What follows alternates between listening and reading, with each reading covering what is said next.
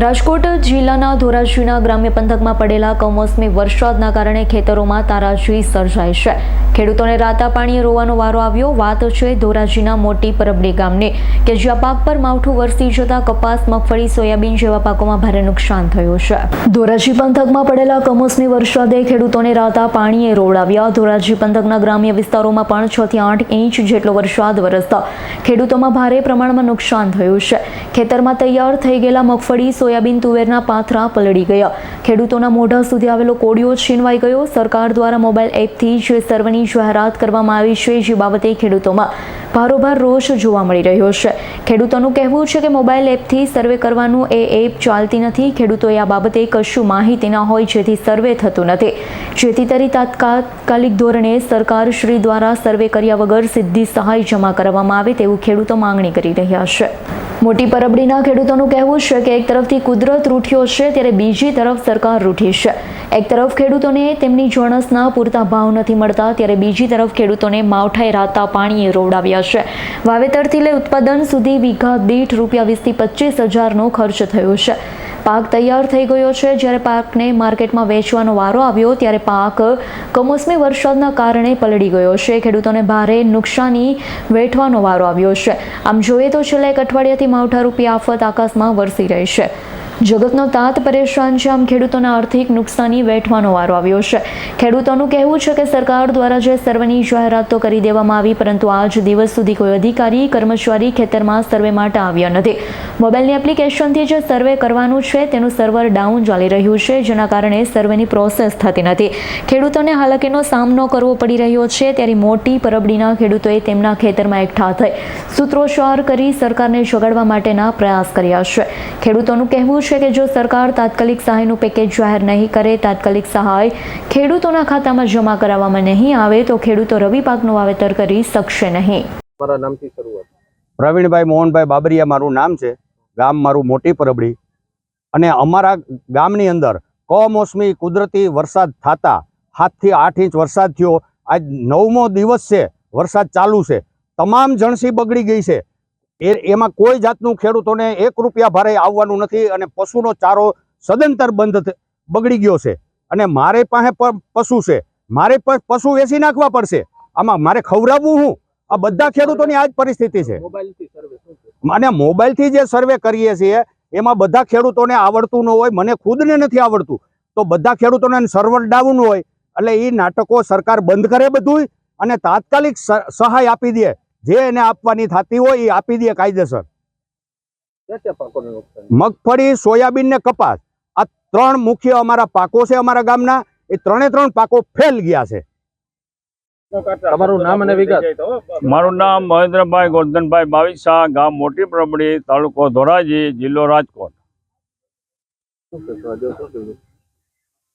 આજે શું કાર્યક્રમ? આજનો કાર્યક્રમ ગામ આખું મોટી પરબડી ગામના ખેડૂતો બધા એકઠા થઈ સોયાબીન, મગફળી ને કપાસનો ખરખરો કરવા બેઠા હતા।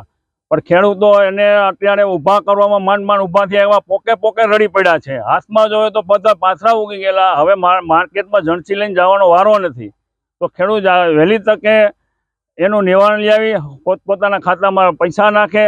સર્વે એ ઓનલાઈન કરી છે એને ખેડૂત પાસે, સરકાર પાસે તો બધી માહિતી છે જ, કોની પાસે કેટલી જમીન છે। ખેડૂતને ગેરમાર્ગે જ અત્યારે સરકાર દોરે છે કે 8 દીમાં સર્વે કરો। 8 દીમાં સર્વે ક્યાંથી કરવાની સરકાર? મોબાઈલ એપ્લિકેશનથી સર્વે કોઈ કાળમાં થાય? આવા સાદા ખેડૂત પાસે એનો મોબાઈલ છે, એન્ડ્રોઈડ મોબાઈલ કોઈ ખેડૂત વાપરતા નથી, તો એ સર્વે કેવી રીતે ખેડૂત કરશે? અને અત્યારે આ 3-4 દિવસની એક ધારી રજા છે, તો 3-4 દિવસમાં સહાય હજી તો કોઈ અહીંયા અધિકારી આવ્યા નથી। 3 દિવસ ત્યાં નિમણૂક થઈ ગઈ છે આ ગામમાં અધિકારીને સર્વે કરવું, તલાટી ભેરા રહે, તો આ ગામમાં કોઈ સર્વે કરવા નથી આવતો। તો 8 દીમાં પૂરું, 8 દીમાં તો ખેડૂતનો પાક ઉગી નષ્ટ થઈ ગયો છે, તો તાત્કાલિક ખેડૂતના ખાતામાં સહાય આપી દે, બસ એ જ ખેડૂતની માગણી છે। તમારું નામ અને વિગત? મારું નામ મુકેશભાઈ ધરમસિંહભાઈ ઢાકેચા, ગામ મોટી પરબડી, તાલુકો ધોરાજી, જિલ્લો રાજકોટ।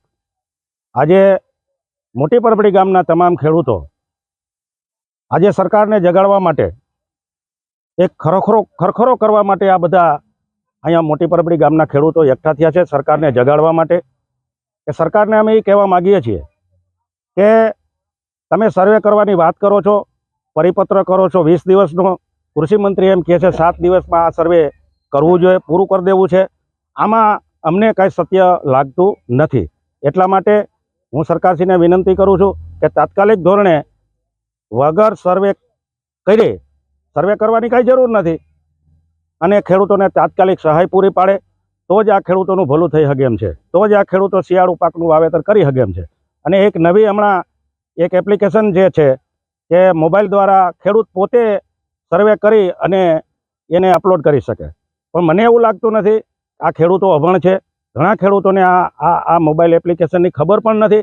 એટલા માટેથી અને આ મોબાઈલ એપ્લિકેશનની જે વાત છે એ તાત્કાલિક ધોરણે નાબૂદ કરી અને કોઈ પણ જાતના સર્વે વગર અને તાત્કાલિક ધોરણે આ ખેડૂતોને સીધી સહાય જો મળે એના ખાતામાં સીધા પૈસા, તો જ આ ખેડૂતોને ઉપયોગ આવી શકે એમ છે અને તો જ આ ખેડૂતો નવું શિયાળુ પિત્ત કરી શકે એમ છે.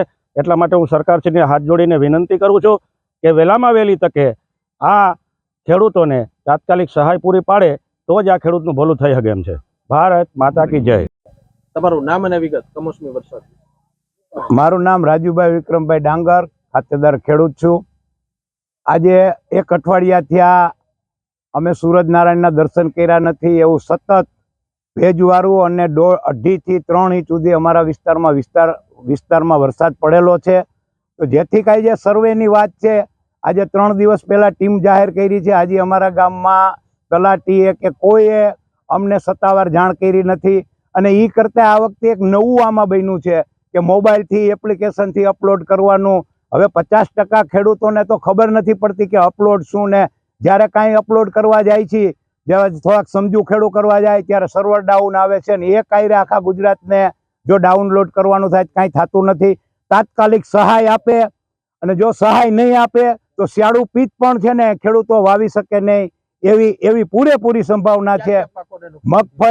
મગફળી ઊભી ઉગી ગઈ છે, સોયાબીન પણ પાથરે ઉગી ગયા અને કપાસ આ પહેલી ફેરી એવું ઘટના બને છે કે કપાસ જે ફૂલીનો ડાબકે ઊભો છે એમાં પણ કપાસ ફૂટી ગયો છે. તો તાત્કાલિક અસરથી સરકાર શ્રી સહાય જાહેર કરે. કોઈ જાતના સર્વેની 3 દિવસ સરકારે કીધું 7 દિવસમાં રિપોર્ટિંગ કરવાનું છે. આજ 3જો દિવસ છે. આજે આવતીકાલે રવિવાર છે. અધિકારીશ્રીઓ રવિવારની સરદાર પટેલ જયંતિની બધી રજાઓમાં છે. આજે કોઈ ખેડૂતોને સત્તાવાર જાણ થઈ નથી. માત્ર ને માત્ર આપ ચેનલની માધ્યમથી જાણીએ છીએ કે સર્વેનું આવું છે. સર્વે કરવાની જરૂર જ નથી. સેટેલાઇટથી સર્વે કરી અને તાત્કાલિક સહાય ચૂકવે એવી અમારી માગણી અને અમારો હક છે. બ્યુરો રિપોર્ટ આજ9 ન્યૂઝ રાજકોટ. અમારી તમામ માહિતીથી અપડેટ રહેવા માટે જોડાયેલા રહો S9 ન્યૂઝ સાથે.